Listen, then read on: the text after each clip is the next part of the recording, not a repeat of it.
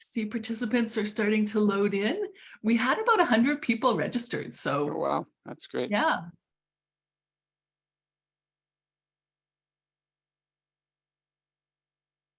So we'll give everybody a couple minutes.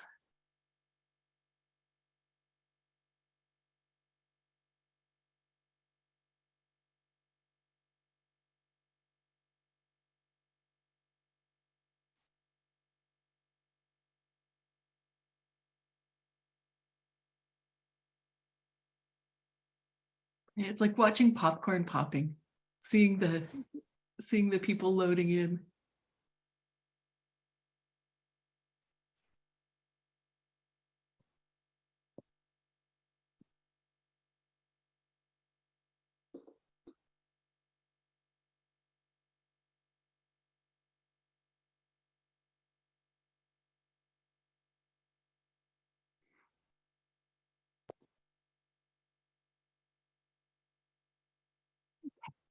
It's 9:30, but I thought I'll give people a couple more minutes just because we know there's quite a few.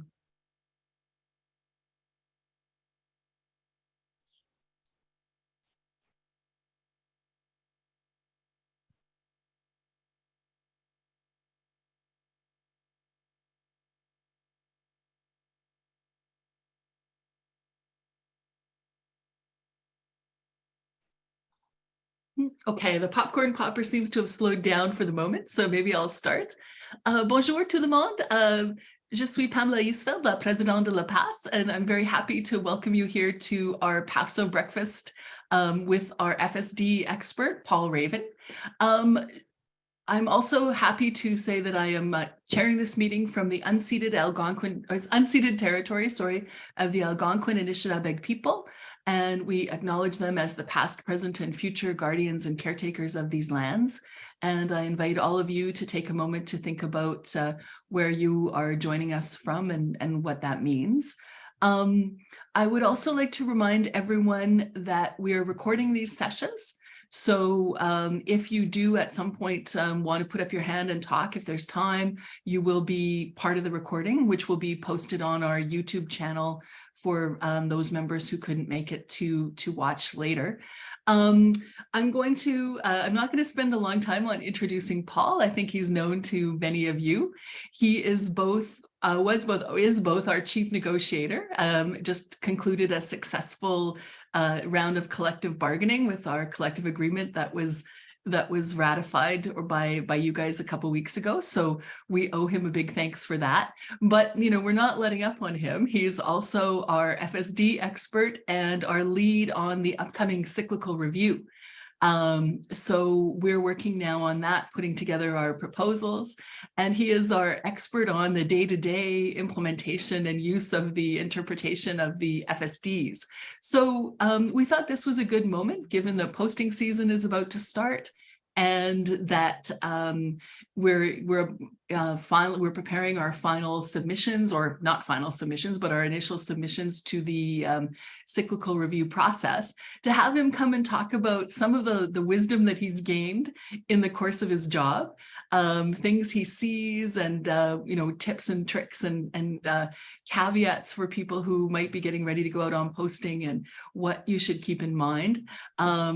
There is a Q&A button at the bottom of the screen. I invite you to submit your questions there, and we'll take them at the end.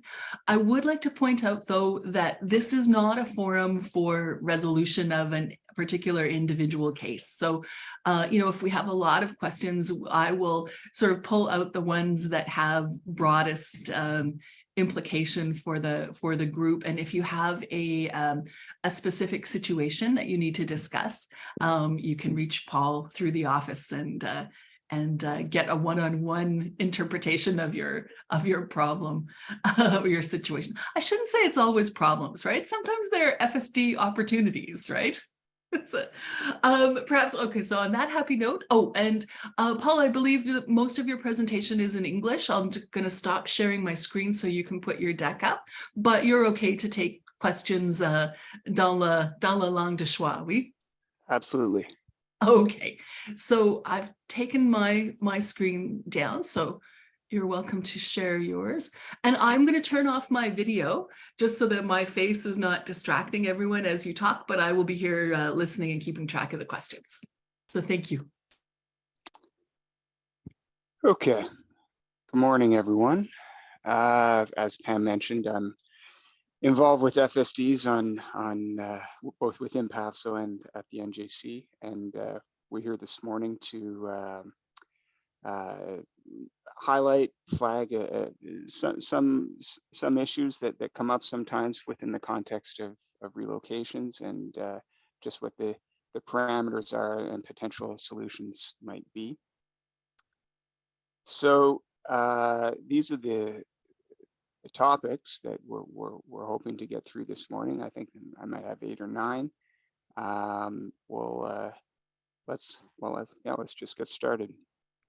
So let's chat a little bit about relocations to and from telework locations. So up until 2021, GAC would relocate employees to and from telework locations up to the cost of what it would have been to relocate them to and from the headquarters city. So for FS, we're talking about Ottawa-Gatineau. So that was in place until 2021. And then in 2022, that stopped, and GAC made the decision to only relocate employees from what's described as the old place of duty to the new place of duty. Unfortunately, there wasn't any ability to challenge that in the short term at that point, just in that what is required in the directive in FSD 15 relocation is to relocate employees from the old place of duty to the new place of duty. And GAC had basically been doing more than what was required of them, and effectively facilitating relocations to and from telework locations from the goodness of their heart up until 2021, and then decided to basically follow the specific parameters and language within the FSD as of last summer in 2022. So I expect that will continue this summer, unfortunately. So if you are presently teleworking or intend to telework after your current assignment wraps up, you need to be prepared that that GAC will likely relocate you to or from Ottawa, and then Ottawa to your telework location, or your telework location to Ottawa will be your responsibility. Now, this being said, this is absolutely an issue that we're hoping to address within the context of the forthcoming cyclical review. We've been collecting feedback and input for some time now, and we'll be moving forward with that particular issue amongst many others in the fall, when we're hoping to start at the table. Pam, I see you've popped up here. Do you have a question or comment? Well, I just had a comment. I mean, is there nothing that we can do when we see these swings in interpretation that are to our detriment? Like, yes, okay, maybe technically they were, interpreting things more generously than they had, but, is there no is there no sort of jurisprudence in the NJC committee that says, look,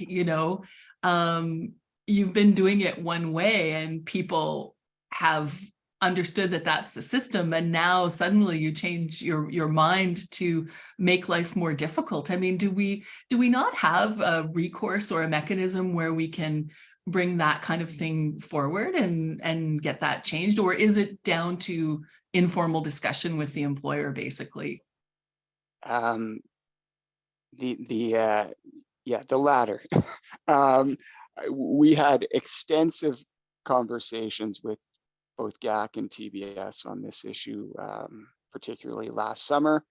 What kind of was particularly frustrating for me at that time was this was kind of, they pivoted in this way without really any consultation with us, without any communication with us. And we just started hearing about this through members being upset. Yeah, the bottom line is, when it comes to formal recourse, so what we're really talking about is the grievance process. You're dealing with whether or not the you know the employer is interpreting and administering the language correctly. And Mm. in this particular case, unfortunately, the language is quite clear. It's old place of duty to new place of duty, not wherever you happen to live to wherever you happen to want to live, up to a certain cost. So, I mean, that's the direction we're going to try and take it within the forthcoming cyclical review process. But unfortunately, that's not the language that's in place at this point. Yeah, and I mean, and this is just one of the overarching things, the overarching issues that we're going to try to address as well. In parallel, I mean, there's the technical part of the cyclical review where we're looking at the actual current provisions, but there's also these problems of, the intent and the way things are administered, the lack of input that we have on some of this decision making, and the effects that this has on our members and on the Foreign Service. I mean, people who saw the transformation, the Minister Joly discussion paper, I mean, they talk about the FSDs as a problem. So even the employer side recognizes that this is, this kind of thing is detrimental to the functioning of the Foreign Service. So I'll leave that there, but yeah, that's that kind of thing is a bit tough to take. Particularly, I mean, I don't want to spend too much more time on this topic, but sometimes it was so dumb. Like, for example, there have been a number of occasions where somebody wanted to telework from Montreal, and their belongings had to transit through Montreal and then from there go to Ottawa. And they weren't allowed to just stop the movement of the belongings in Montreal. They had to continue past Montreal through to Ottawa, and then the employee or our member was responsible for moving them back to Montreal. There have been other examples like that with Vancouver as well. But anyhow, we're going to try and get this fixed in the forthcoming review process. Okay. All right, so let's chat a little bit about official routings. So the official routing is the pathway that you're supposed to take to get from an old place of duty to a new place of duty. So this is these routings are established by the employer each year, and they're important for a few reasons. Firstly, if you happen, well, you don't have to travel via the official routing if you're traveling economy. If you're traveling via business class and you're approved to do so, you do have to travel via the official routing. But also, the employer uses the official routings to build the relocation travel allowances. So when individuals get their allowance to purchase their plane tickets and get from A to B, the amounts that they get are based on the official routing. So that's why official routings exist. Unfortunately, in past years, specifically the last few years, the employer's been quite late in providing official routings, and it was actually at the point where we had some situations where members would be asking for their official routing, asking for their allowance, and they weren't getting it, and it got to the point where in some cases the official routing and therefore the amount for the allowance wasn't provided until maybe a week or two before the relocation was scheduled to take place. I think there may have been one or two examples where it was actually provided within days. That's obviously problematic in that people need to plan their lives, they need to book their flights. We need both the official routing and the amount of the allowance well in advance. So I'm pleased to report that this year I've been promised that all official routings will be provided by the end of June.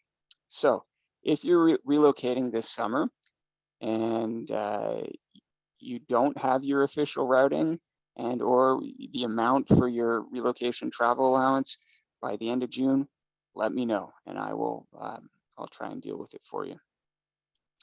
That's it for that one. Just a little bit about traveling before a RTA is issued. So RTA is the relocation travel allowance. So this is the allowance that most people are provided with when they're relocating from an old place of duty to a new place of duty.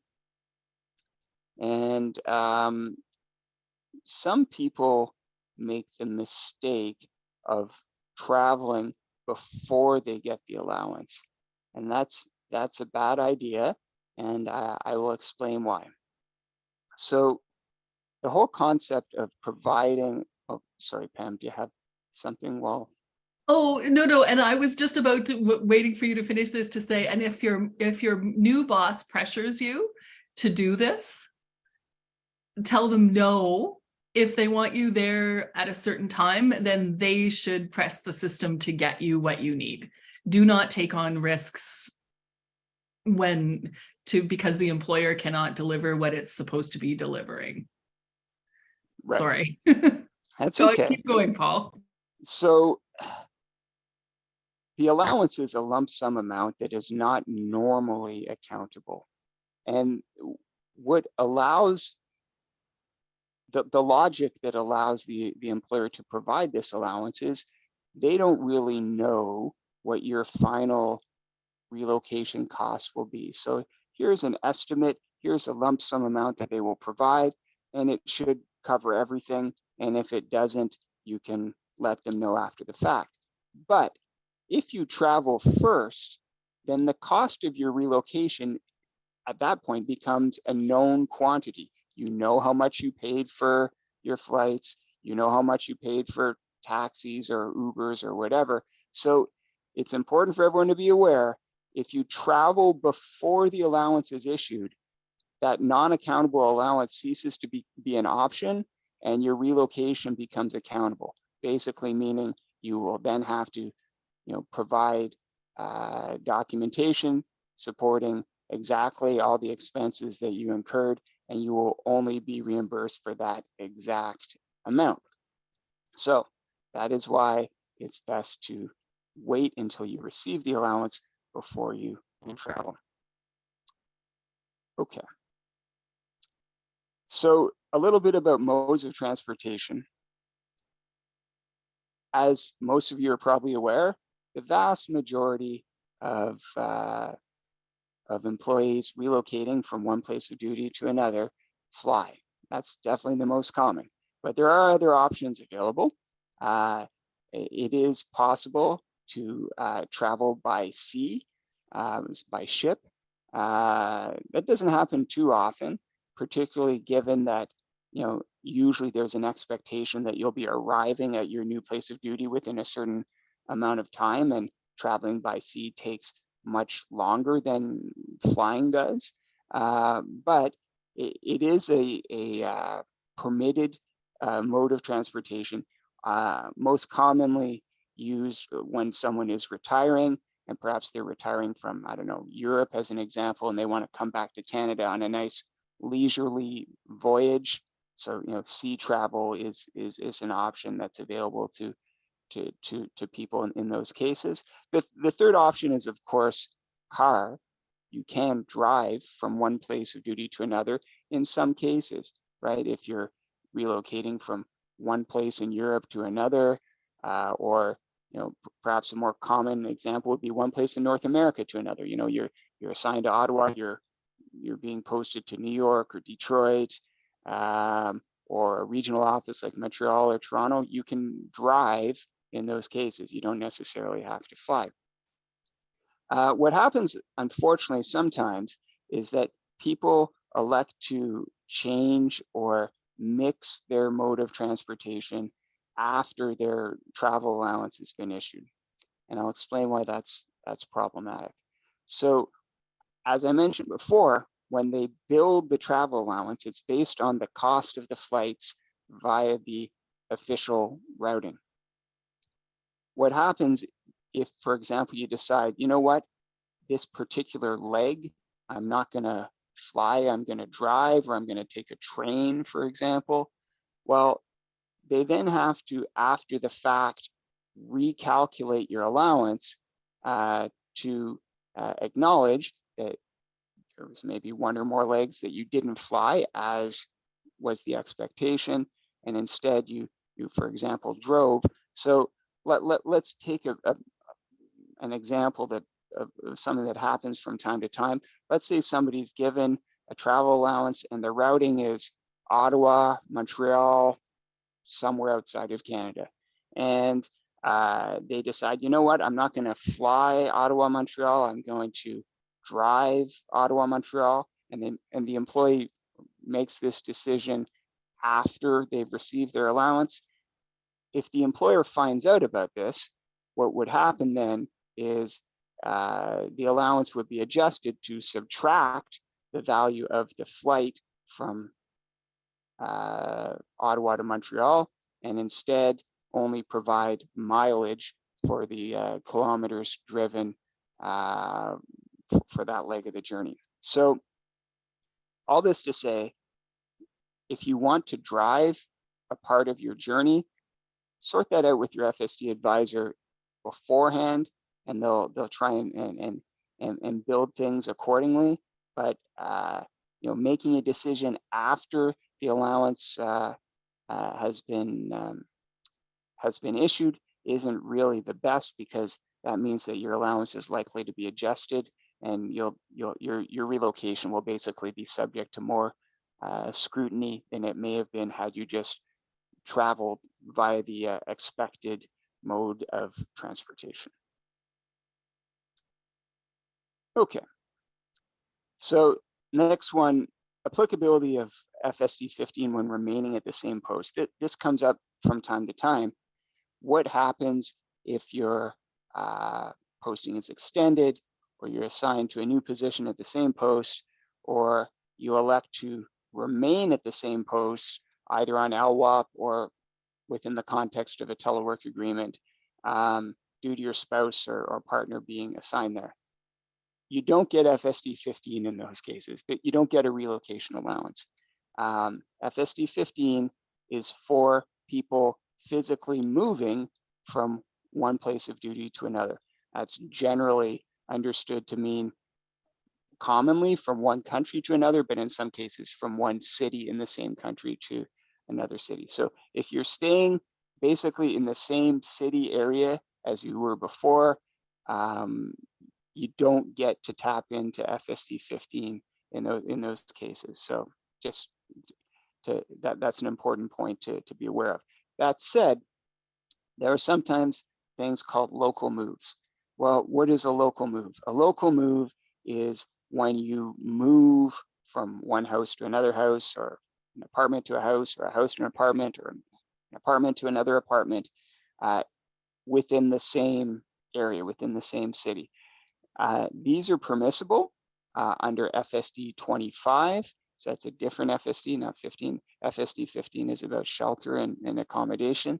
That said, it's important to be mindful that the employer paying for a local move is subject to deputy head discretion. So that basically means that while you could potentially move from one accommodation situation to another, having the employer pay for that is something that is up to management to decide. So that's something you should discuss with your HOM or your MCO if that's something of interest to you.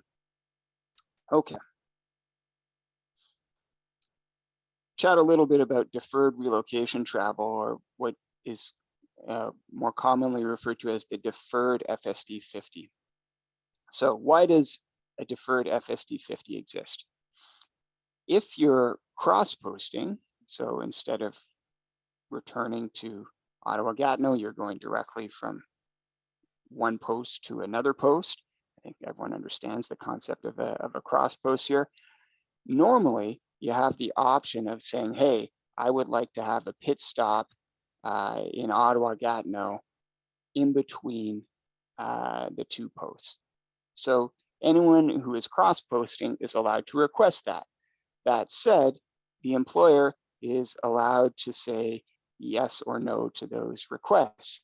If there's some sort of operational reason that they really want you to go directly to your new post, it's within the employer's scope to say, no, we're not going to allow you to have a pit stop in Canada between posts. That said, if that's the decision made by the employer, then you get an extra FSD 50 trip, which is referred to as a deferred FSD 50 to your available FSD 50 trips while at your new post. So it's basically an extra FSD 50 trip. It's important to understand, though, that you don't get this if you as an employee decide, you know what, I'm not going to transit through Canada between posts. I'm just going to take a deferred FSD 50 later. That's not how it works. You have to ask to transit through Canada, and the employer has to say no. And it's the combination of those two things, the employee asking and then management saying no, that trigger the deferred FSD 50. I've had communication with a member recently, and their situation was they asked, hey, can I not transit via Canada now and instead get a deferred FSD 50? And their HOM said, yeah, sure, no problem. We support that request. Well, that's not the same thing. You have to ask for it. The employer has to say no for operational reasons. You can't have a stop in Canada, and that's the trigger for a deferred FSD 50. Last piece on this topic: can you use a deferred FSD 50 to travel anywhere other than the headquarters city? Right now, the answer is no. The intent is to return to the headquarters city only. The reason being that this isn't intended to fund another vacation or a family reunion. The whole point of having the pit stop in Canada, specifically Ottawa-Gatineau, between posts, is to acknowledge that when people are going between postings, they may need an opportunity to swap out belongings, perhaps warmer clothing for colder clothing, or vice versa. They may need to attend medical or dental appointments with their personal physicians or dentists in the headquarters city. They may need to attend to financial matters that require in-person involvement. That's the whole point of those trips.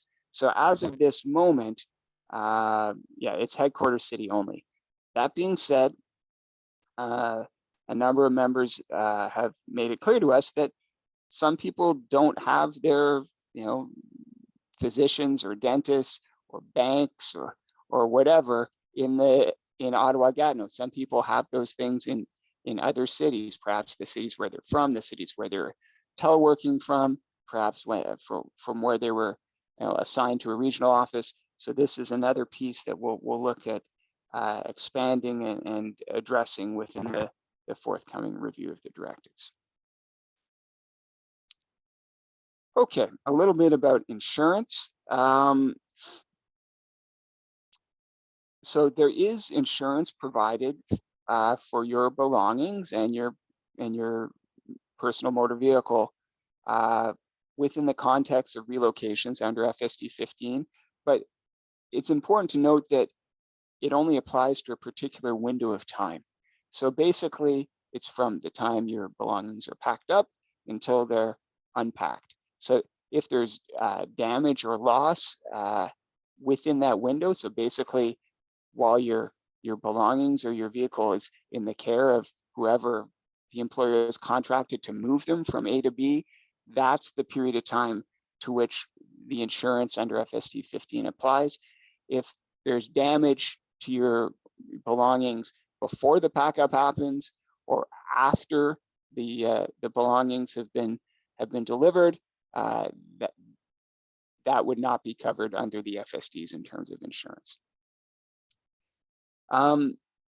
In terms of a problem with the current system that I'm hoping to address during the forthcoming cyclical review, unfortunately, if you file a claim in in relation to damage or loss that occurred within the context of a relocation, you're looking at a long process.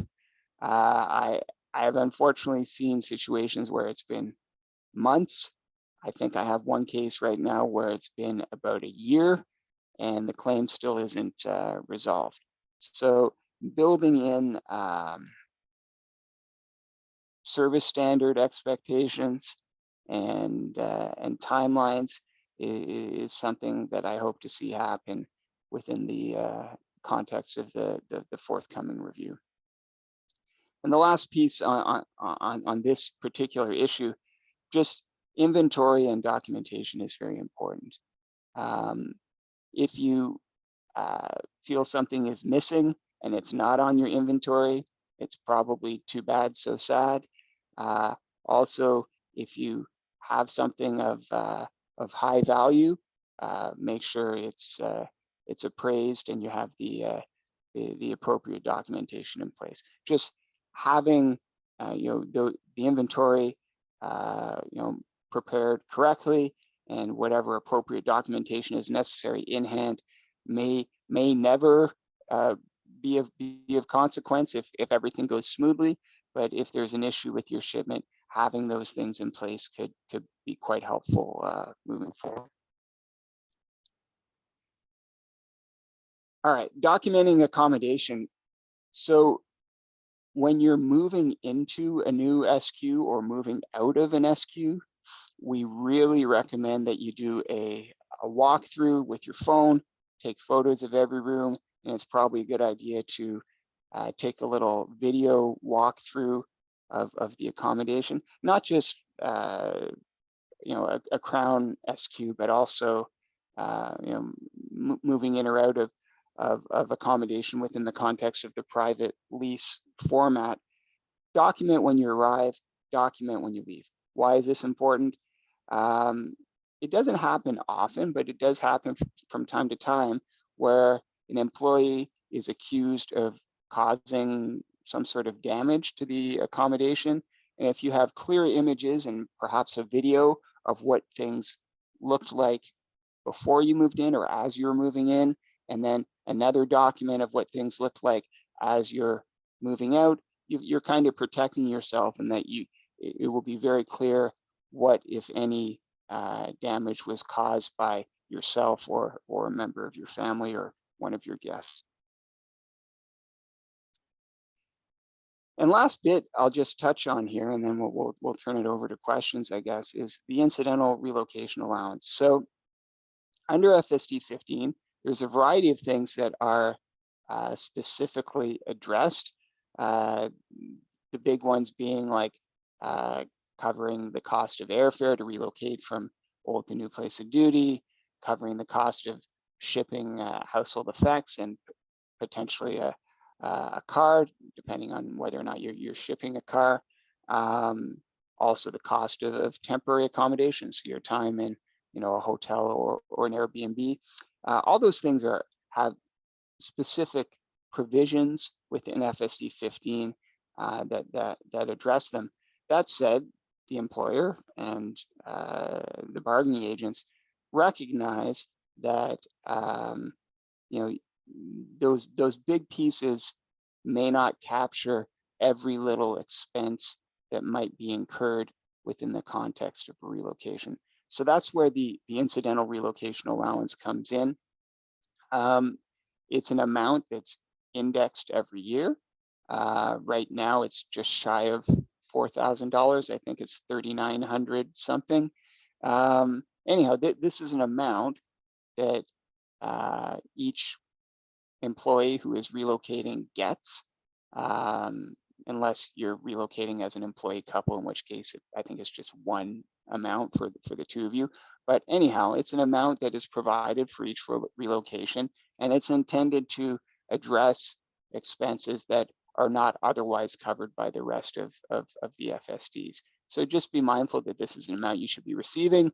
If you haven't received it when you're relocating, you should communicate with your FSD advisor about that, and just know that this is an amount that you can tap into to deal with expenses that are not otherwise specifically addressed within the rest of the directive.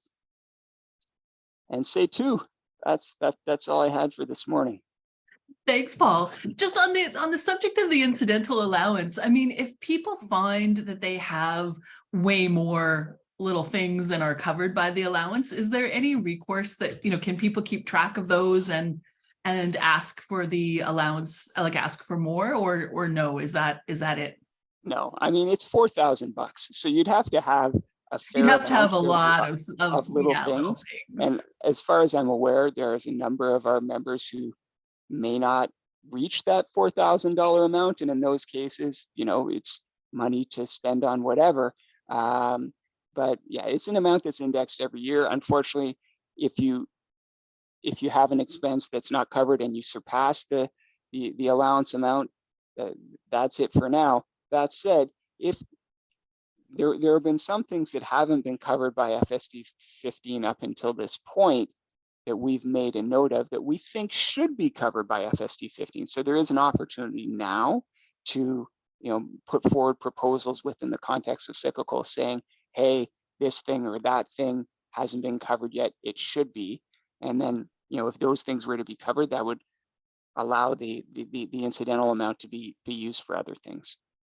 Well, I know one of the big things is pets, right? That if you're relocating a pet, you probably are going to use all of your incidental allowance. But I have to admit, like sometimes I'm amused, by people's comments when I see people say things like, "Oh, well, I had to pay for this, and this eats into the incidental allowance." It's like, well, that is what it's for. Yeah, it's You not know, intended to fund a new 8K TV or something. It's intended to help you deal with those little $50, $100, $200, $500 expenses that may come up that aren't otherwise addressed. yeah, that can't be quantified everywhere else. So, hey, we have a few questions, so maybe I'll just go through them. I see there's a comment from somebody about Clements Insurance, saying they'll also insure your things for transport. Not sure about the details, but they're more generous and easy to work with, I think, than GAC. Paul, is that have you run across that, or is that something you could comment on? I'm not familiar with that particular company, but I mean, you can certainly insure your own belongings. It's a bit frustrating though, because the employer is supposed to insure belongings while they're being relocated. What we need to work on here, I think the end result of the insurance coverage from the employer is okay. From my perspective, what we really need to work on though is timelines, like 6 months or a year to resolve a claim, particularly when we're dealing with a significant portion or maybe all of someone's belongings that they've relocated. That has to be tightened up. I mean, I keep hearing about people whose LTS was lost. What? Like they come home and people can't, and the department can't find their LTS. And I've heard of at least one person where they never got, like it never got found. Is that something that would be covered by this insurance, or is that a different thing? I mean, that would be covered by this insurance as well. What's put into long-term storage is covered by the same plan, but that person should reach out to me. I haven't heard that story before. Yeah, there are a few of those. I'll let them know that. I see someone asking, were there exceptions to this due to the pandemic? I'm not sure what this is, but maybe that's an opportunity. Was there anything that came up during the pandemic that that is now changing again as things settle back down that you want to highlight?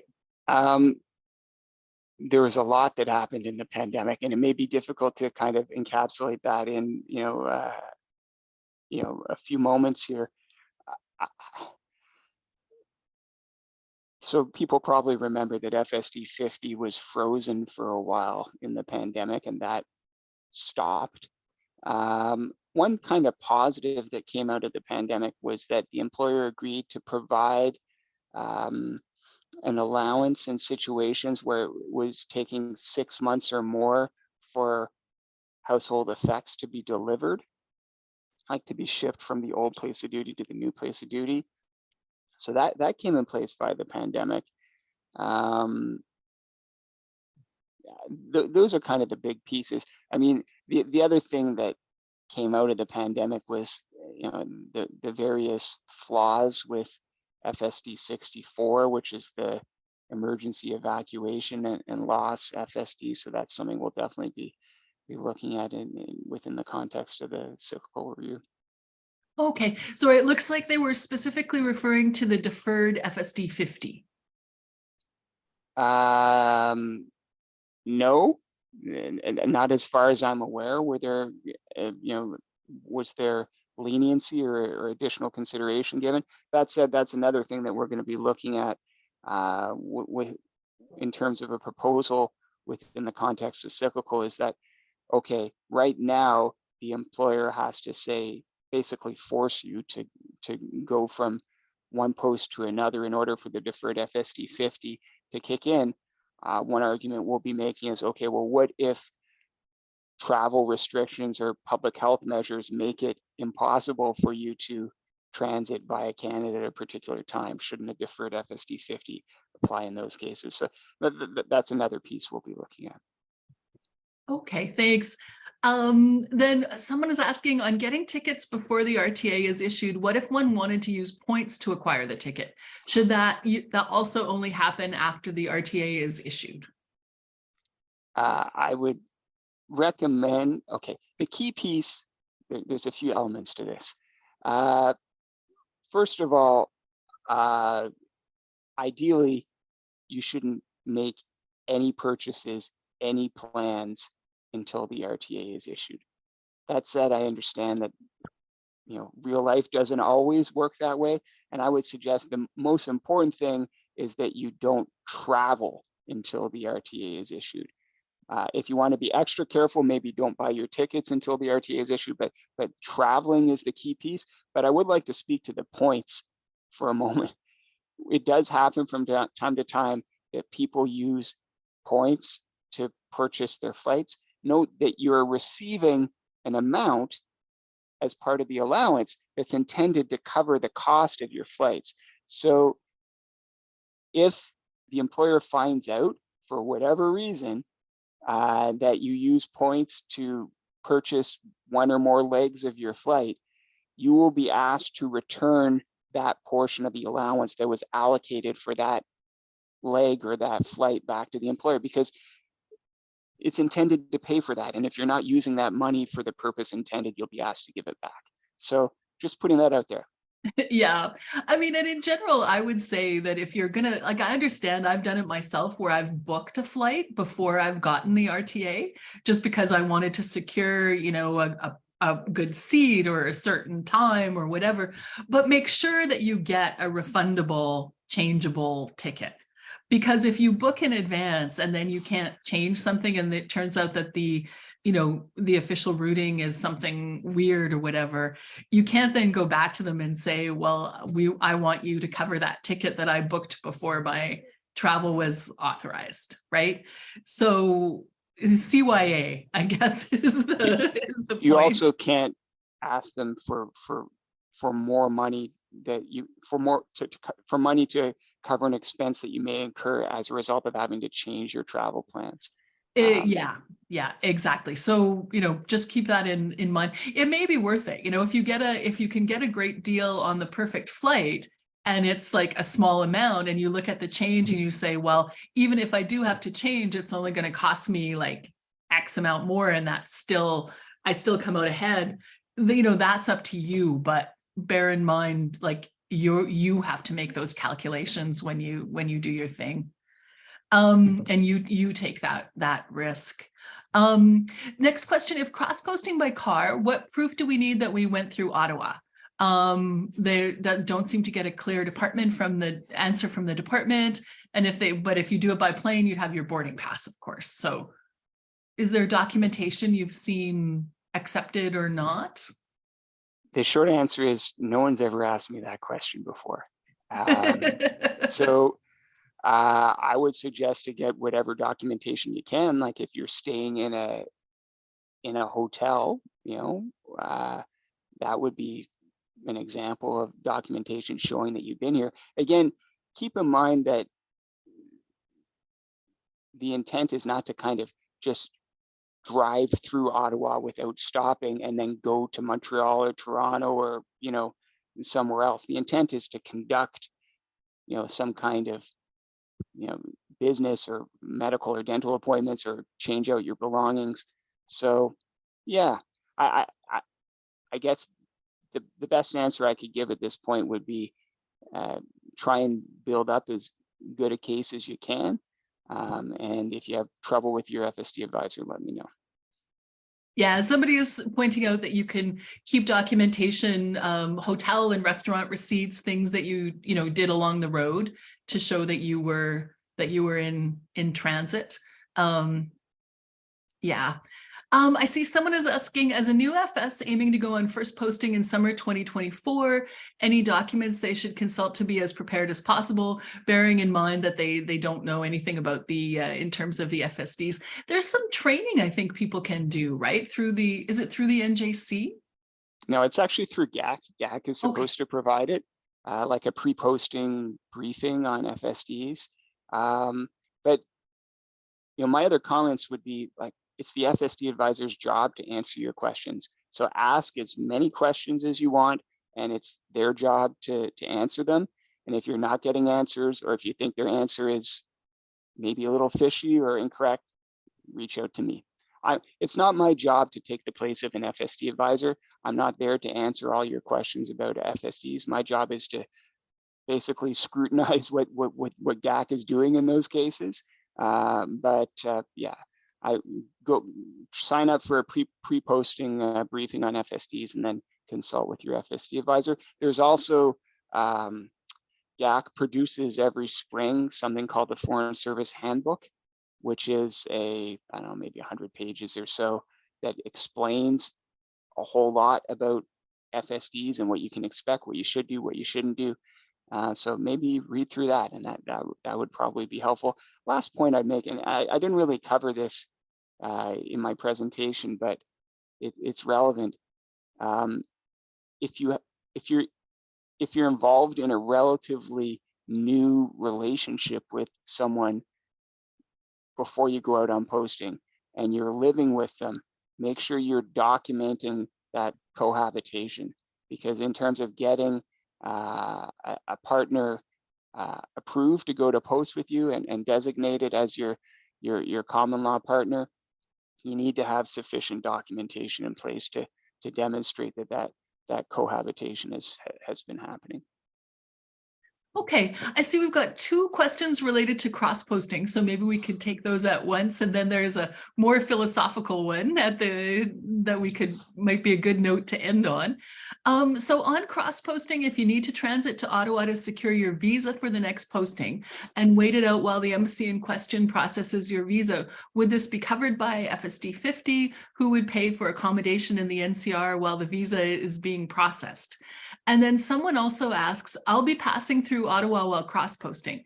Do I need to use vacation leave to conduct my Ottawa business that can only be done in person, medical appointments, banking, going to Service Ontario?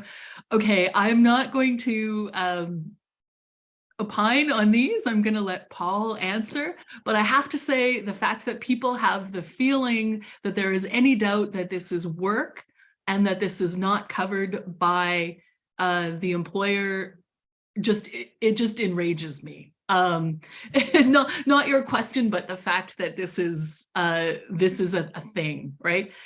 So go ahead, Paul. So there's a few elements there. Who covers the accommodation, and is it should you be on leave or not? It depends. Well, okay, let's back up here.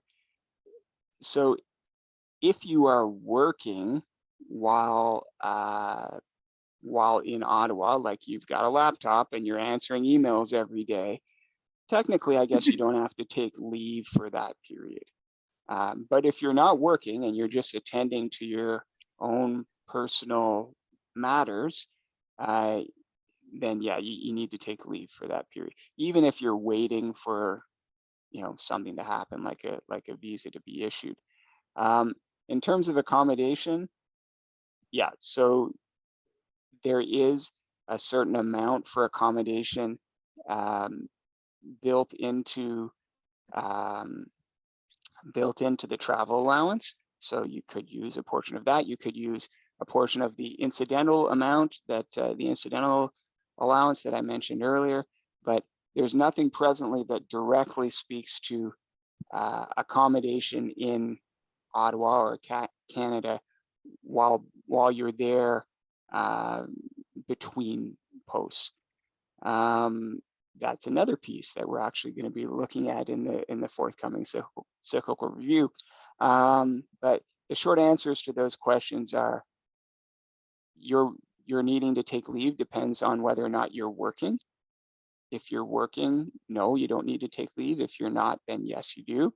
And accommodation, my sense is you probably have to cover your own accommodation expenses while you're in Ottawa for that period, but you could potentially tap into some of what's provided in the travel allowance or some of what's provided in the incidental amount.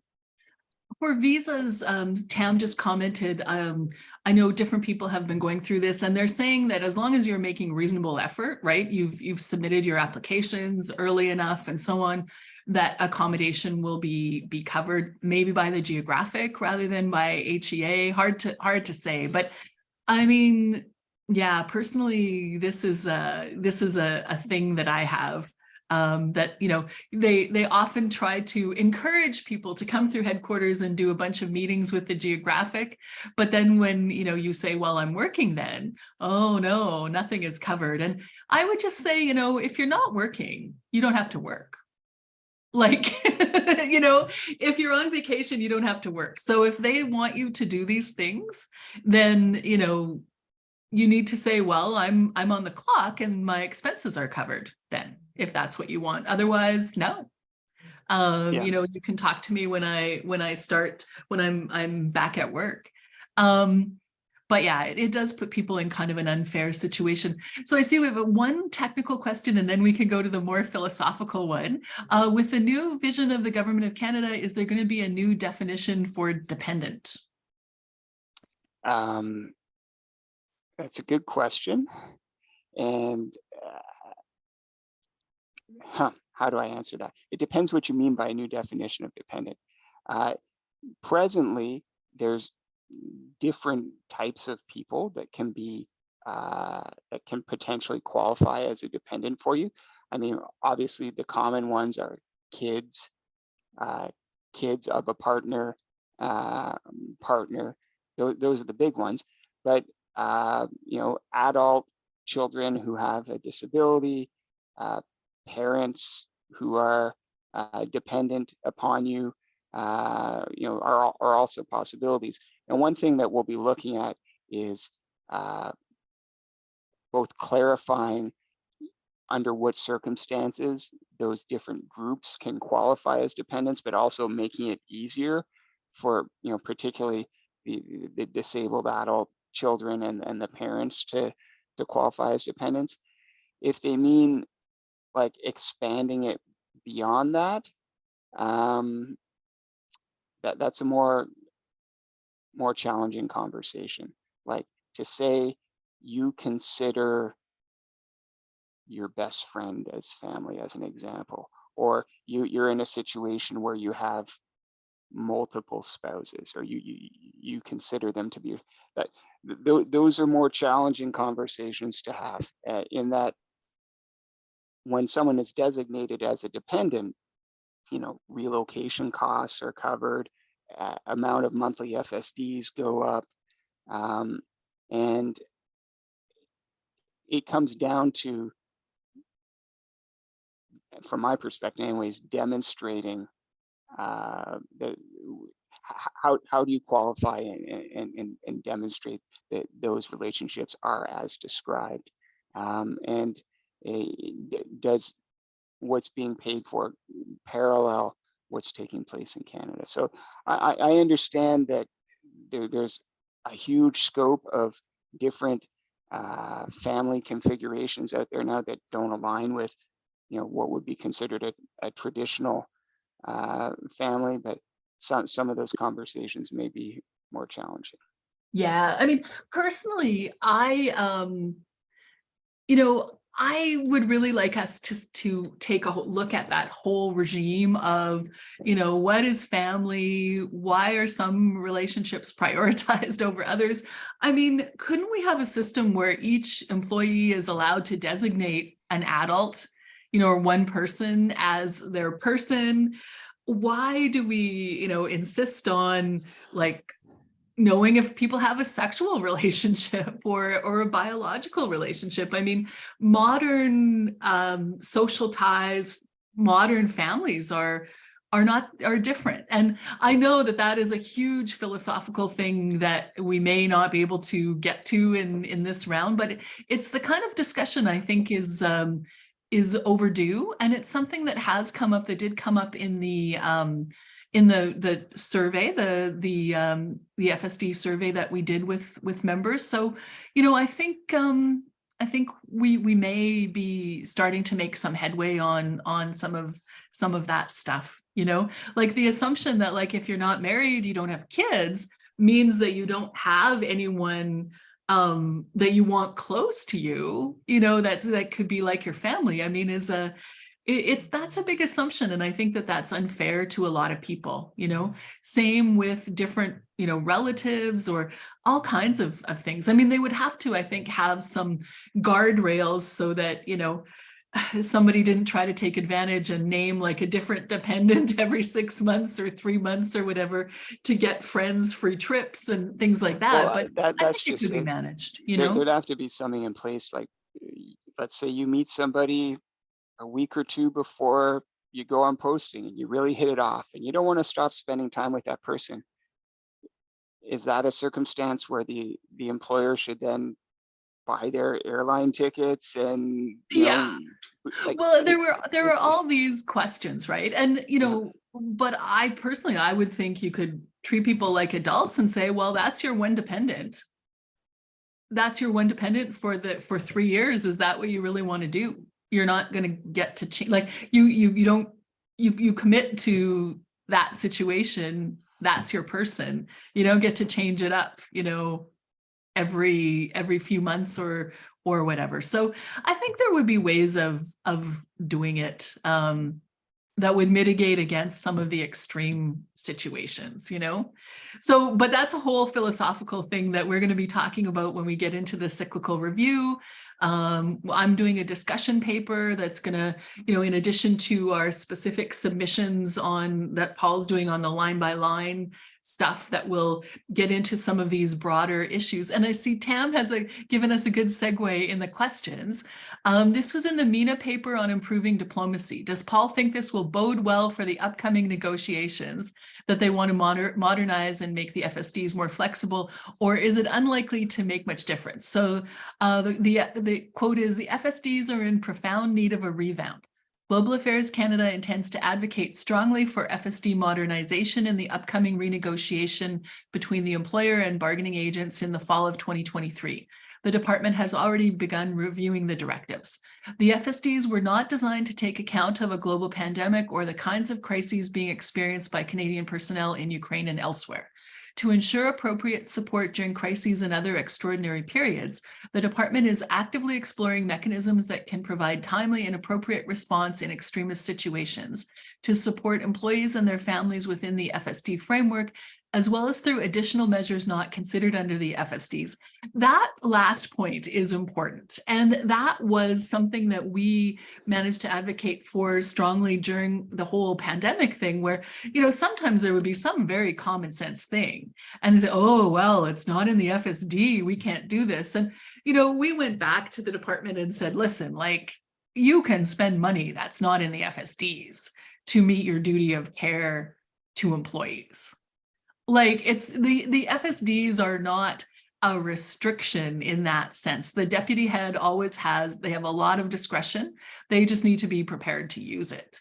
And so I'm quite heartened to see things like that. But my caveat with this stuff is, it's always like when you say flexibility, you say, oh, yay, flexibility. And we think flexibility will give us more. And, whereas the other side is often, ooh, flexibility to save more money, So we have to be very careful about how these things are implemented. But Paul, go ahead. I don't mean to stand on your answer.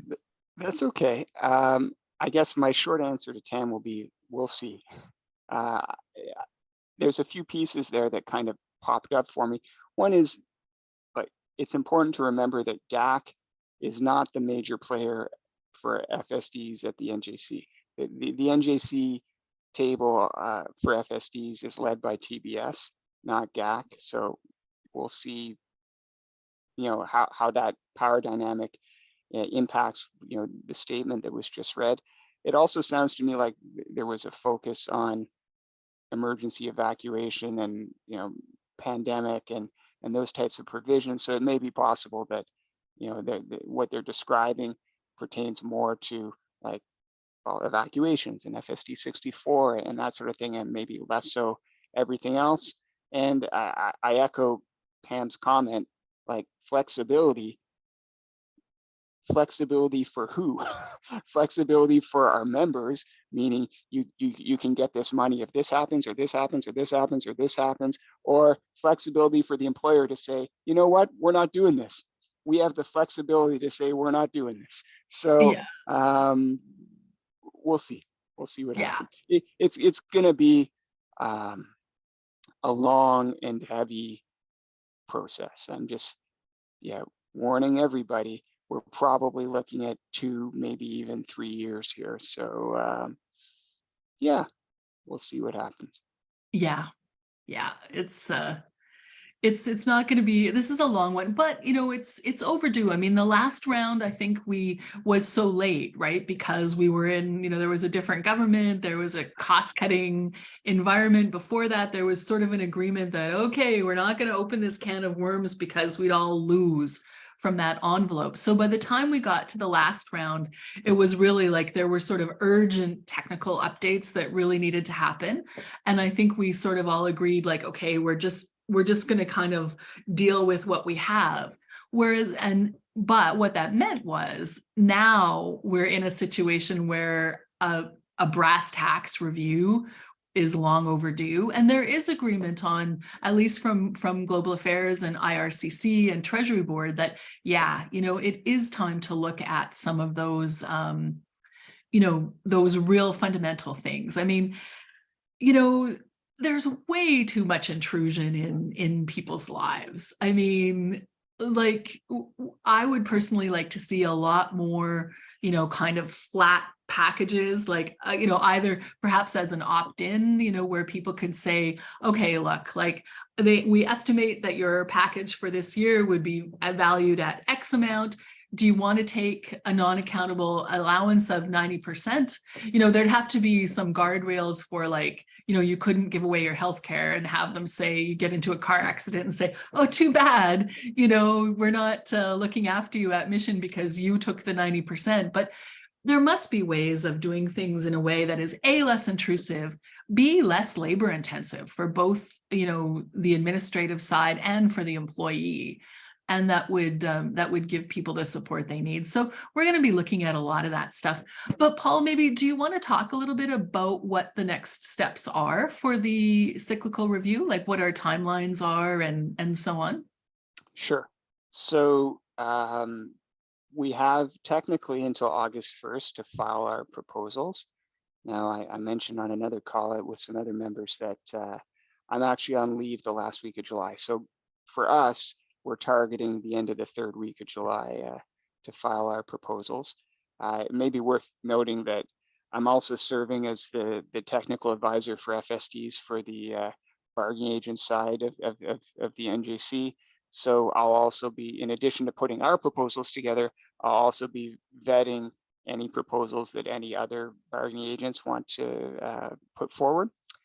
Once the proposals are filed, the next step will be for both sides, the employer side and the bargaining agent side, to review the other side's proposals and see if there's anything that they would like tossed out. And what that means is basically both sides can look at the other side's proposals and see if anything could be characterized as new.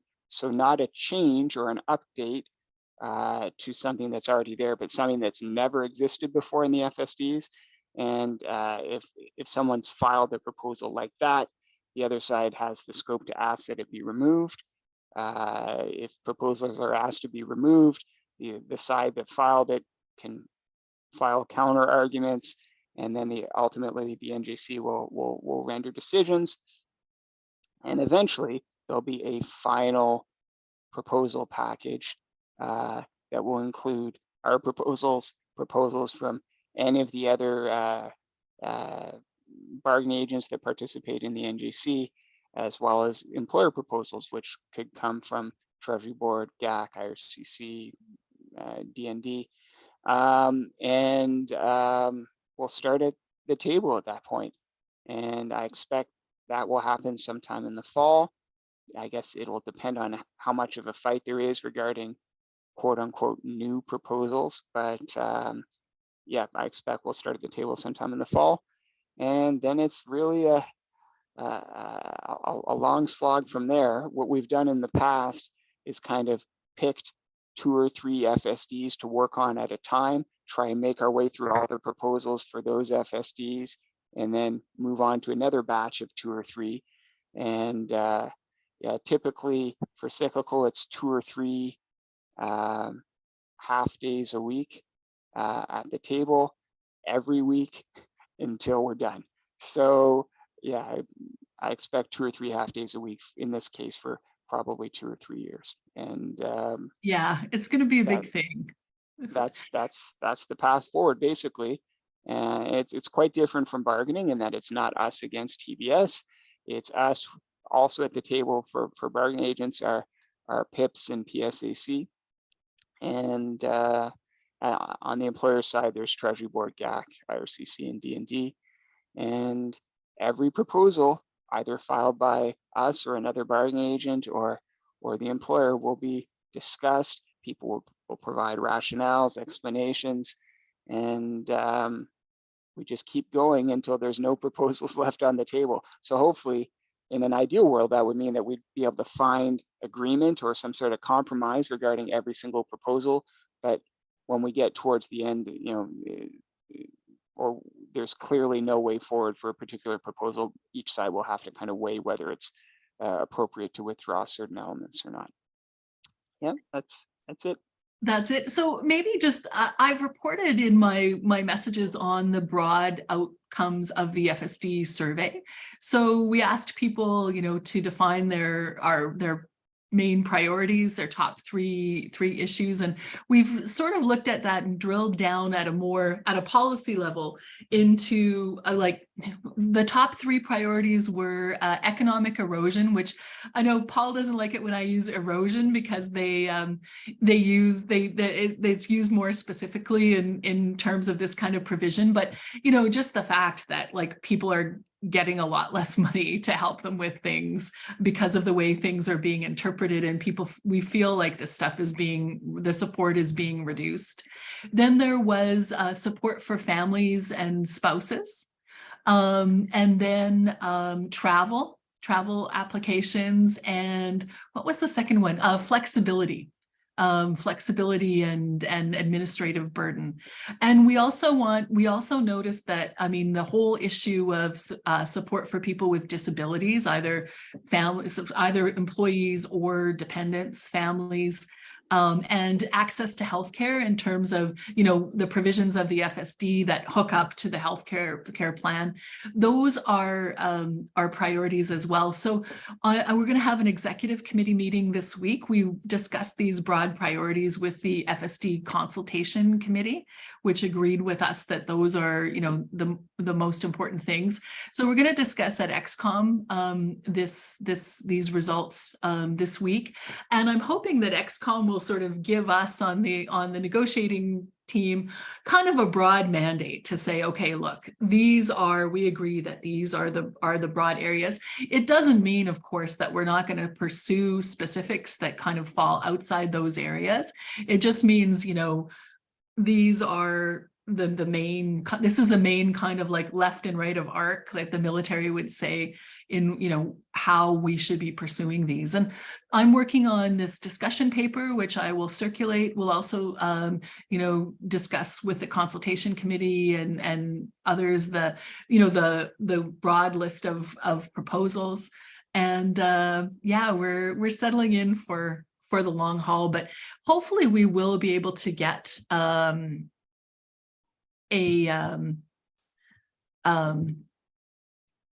what am I trying to say? We will be able to get some progress, not just on the technical elements, but also on the approach and the idea that, we really, the FSDs they have defined purposes, right? To cushion the impact of service abroad on employees, also to provide an incentive for going on posting. And, I really think we have to look seriously at what we've got and say, is this actually what is happening? Somebody is asking where we can find the recording of this after the session is done. We'll post it on our YouTube channel. We'll also, I'll also share the link in my message that comes out on Friday so that you can see it. And yeah, please, if somebody is not getting my messages, please send an email to info@papso.com and make sure that you're on the list. You can also find copies of everything on the PAFSO website. And when we get closer to, actual proposals and things that we want to consult on, we will be using my PAFSO, the members only section of the website, to post some things and host some discussions. So if you don't have access to that, please go onto the website, and there's a place where you can sign up and get an account, so you can have access to our forums and our wiki on there and be able to see the things that are for members only. So thank you, everybody. Paul, did you have any last words before you go? Sorry, I see again. Yeah, yes, we're recording this and we will post it on our YouTube channel. That's standard practice for our webinars, unless we have somebody who who asks not to be recorded. So we will share the link after we're done. Okay, Paul, any last words before we go? I think we're good. Just better to ask your FSD advisor a question than just make an assumption. And if they say something that you're not happy with, reach out to me. Yeah, I guess maybe that's a point to make, is that your first stop needs to be with the employer. If you're not assigned to a posting yet, maybe your assignment officer can give you some guidance on, what to look for. If you are assigned, it is the FSD advisor who's responsible for giving you the information and asking the questions. We have some information. I think we have an FSD Q&A. We have some stuff on the pafso.com website as well that might be useful to people. But really, first go to the employer, and then if you have a problem, Paul is your man, but we can't interpret on behalf of the employer. So they're the ones who need to tell you what their intention is and how they're going to go about a certain thing. So thank you, everyone. Thank you to everybody who